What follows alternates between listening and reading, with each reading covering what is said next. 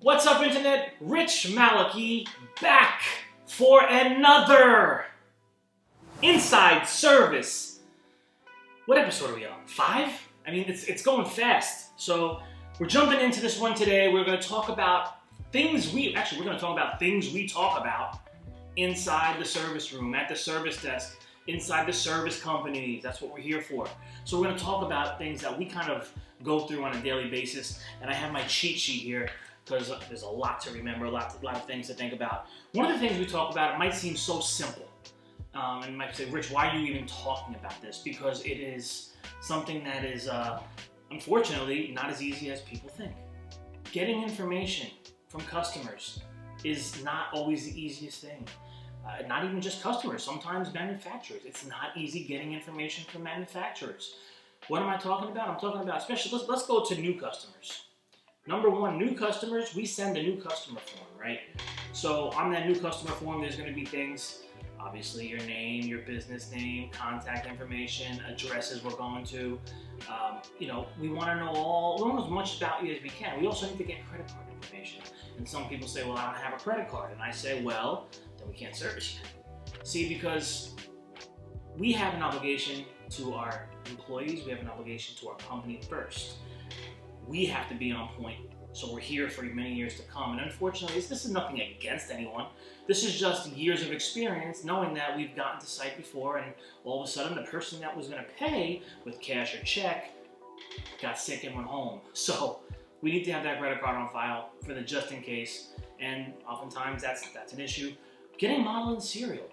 Are there error codes? Getting all these little things help us help you better. And you say, oh, I don't have time for this. Take the 90 seconds and fill it out. Get it back to us. Let us do our thing. We are here to help you. I think that's misunderstood sometimes. And I think there's a perception that service guy's out to get you. And listen, maybe there are companies out there that are like that, but it's not this one, okay? And it's not the companies that are in Sefesa that I know personally, it's not them either. We're good people in this industry. I'm telling you, the food equipment industry, the food equipment service side, good, hard-working people. So, when we're asking for things, we're doing it to help you down the line and maybe get things done a little faster.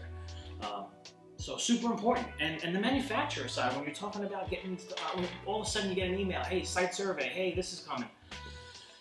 We oftentimes get information that is unfortunately invalid, or a number that just keeps ringing, or it goes to voicemail, and when it gets to voicemail, you can't leave a voicemail.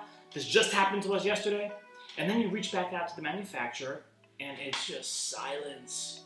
1 day passes, 2 days pass, 3 days pass. And 3 weeks from now, we're going to get an email or a phone call and a big huff and puff and rush saying, hey, Rich, what the hell are you supposed to do?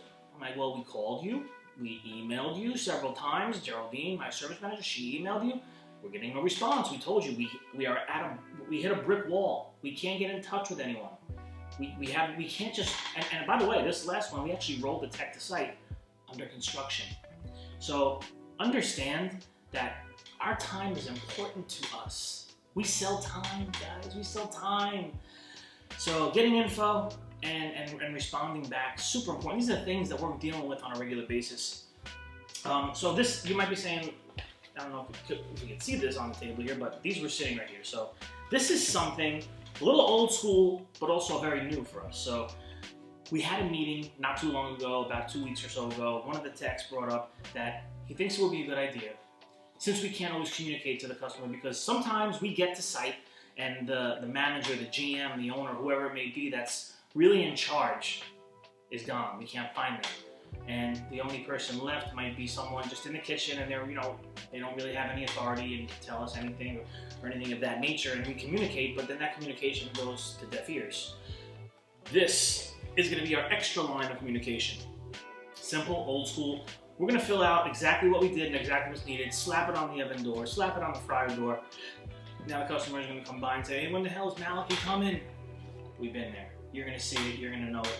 So we're rolling these out on all advance. It's so simple, but man, I think that's going to alleviate a lot of the communication problems of customers saying, where the hell is Maliki? We've been there. Parts are on order. Parts are being quoted. Yada, yada. Boom. So the other thing, checking my cheat sheet. the other thing is sometimes I think in here in the service business, we're in our offices every day, every week. We feel like we're on an island. We feel alone. We do. We feel like we're out here in no man's land, and they say shit runs downhill, and the service guy is right here at the bottom to catch it all. Everything that happens before we get to these sites, and now it's like, where the hell's the service guy? What he's doing?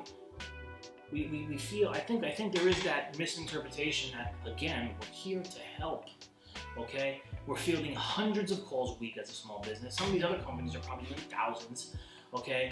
But we're busy and we're trying to get to everything as quick as possible. Quality, if you saw one of my last tips, quality takes time.